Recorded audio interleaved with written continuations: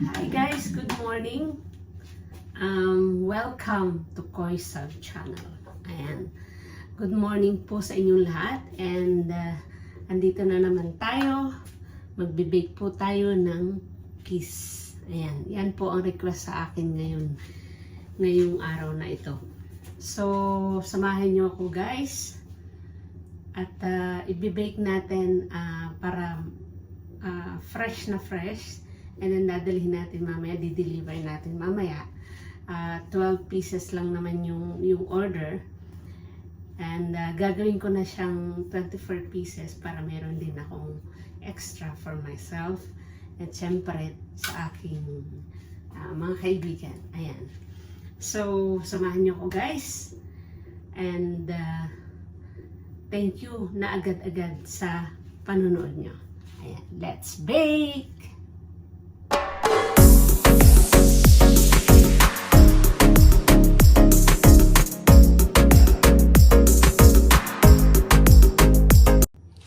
Okay guys, start natin sa ating flour. All-purpose flour po ang aking ginamit. 3 cups. Ayan. And ihahalo po natin dito ngayon ang ating 2 tablespoon ito na cornstarch, half tablespoon na cinnamon. Tapos, yung nandito sa dulo, yan po ay baking powder, half teaspoon. Tapos, meron din po akong salt. Ayan, ito yung salt. Half teaspoon din po. At ang ating baking powder na half teaspoon din po siya. Ayan, i-ano po natin siya dito sa ating flour. Ihahalo. Ayan. Ihahalo po natin siya dito and atin po siyang i-mix ng maayos. Ayan.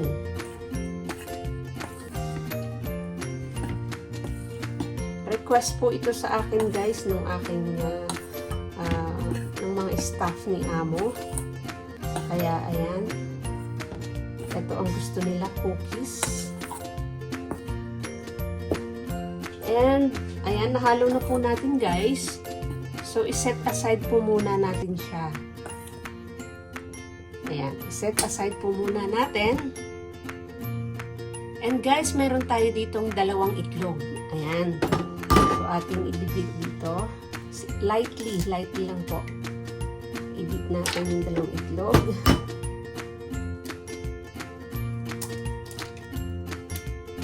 Guys. And lalagyan natin syempre siya ng 1/2 tablespoon na vanilla. Ayan.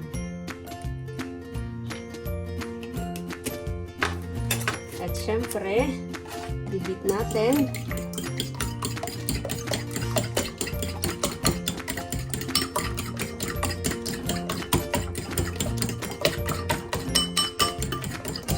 Okay. And, iset aside po ulit natin siya. Gagamitin natin siya mamaya. Ayan.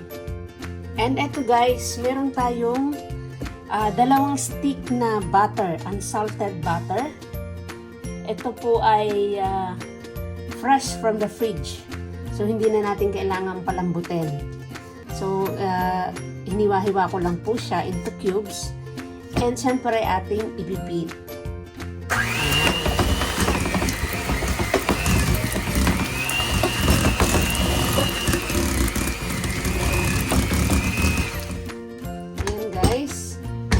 And ilalagay natin ang ating sugar. Ang ating sugar guys ay half cup ng brown at half cup din ng white sugar. Ayan. And ibibit natin siya.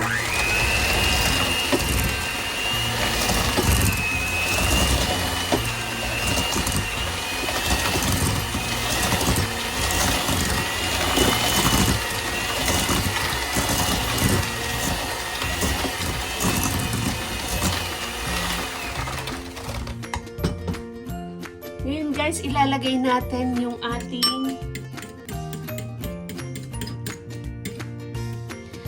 ating itlog kanina. Ayan. Lalagay po natin siya. Ihahalo na natin siya. Ayan.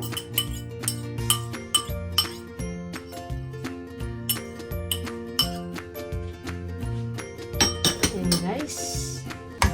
Beat ulit natin siya.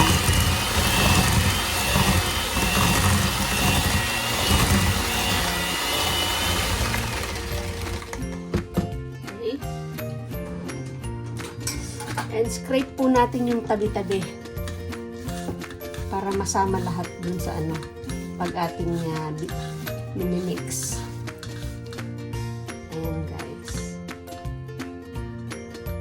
At syempre, kanina yung ating ginawang yung minix natin na flour, ilalagay po natin siya, imimix natin siya for kalahati lang muna para hindi siya masyadong umapaw. Ayan. Bibit po natin siya for 1 minute.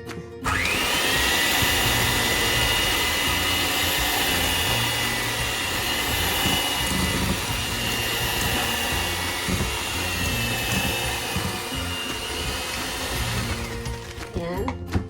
And ilalagay na po natin yung the rest. Ayan guys.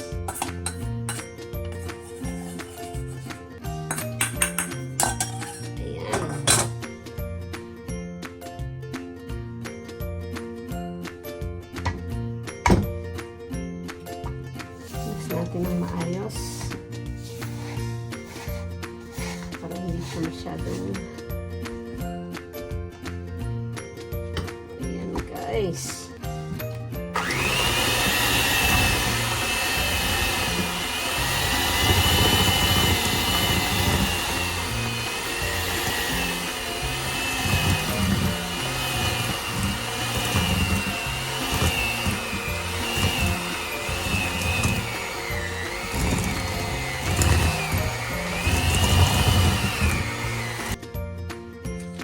Okay guys, so naano na natin yan.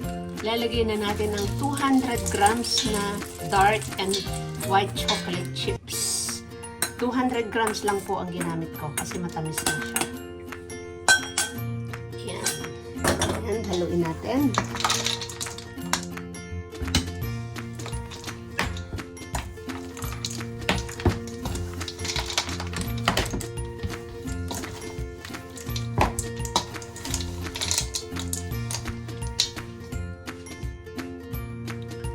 And ngayon guys, i-ano natin. Ibilog-bilogin natin. Yan. 1. Kailangan malinis po ang ating kamay.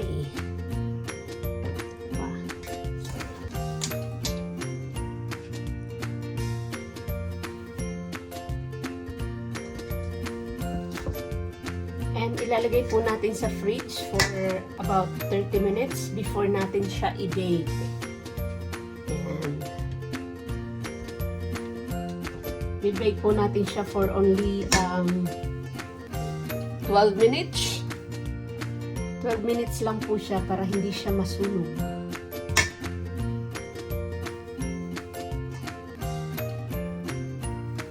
Kailangan pong malinis ang ating kamay.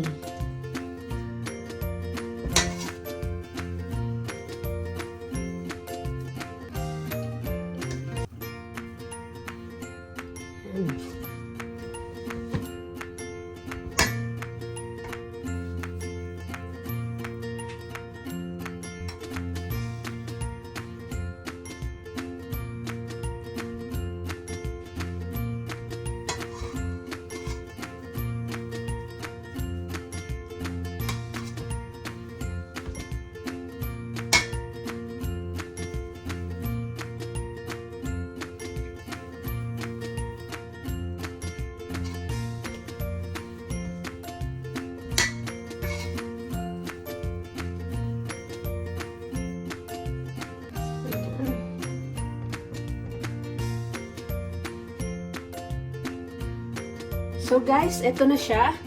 Ayan. Ilalagay po natin siya sa ref, sa refrigerator for 30 minutes before natin siya i-bake. Para pag binake po natin siya, hindi siya masyadong, di ba titigas siya pag nalamigan.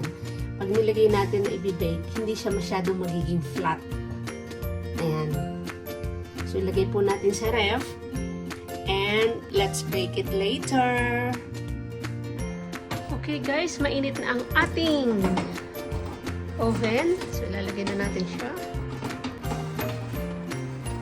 And, i-bake lang po natin siya for 12 minutes. Ayan. So, makakailang salang tayo nito guys. Ayan. Let's wait. So, guys, eto na. Ayan. So, titikman natin. Ayan.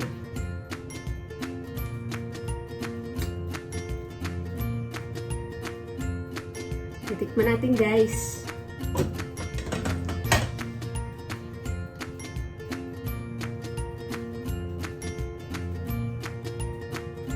Look.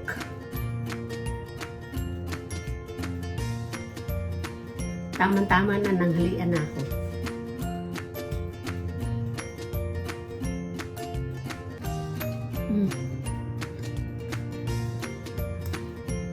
Very good. Hindi siya matamis. Tama-tama lang.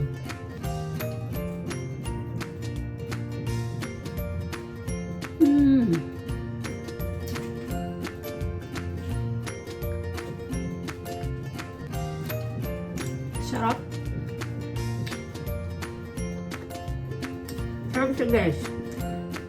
So guys, thank you so much sa mga nanonood at manonood pa. Kung hindi pa po kayo nakasubscribe, subscribe na po sa Koisag YouTube channel. And see you again soon sa mga susunod ko pang baking session.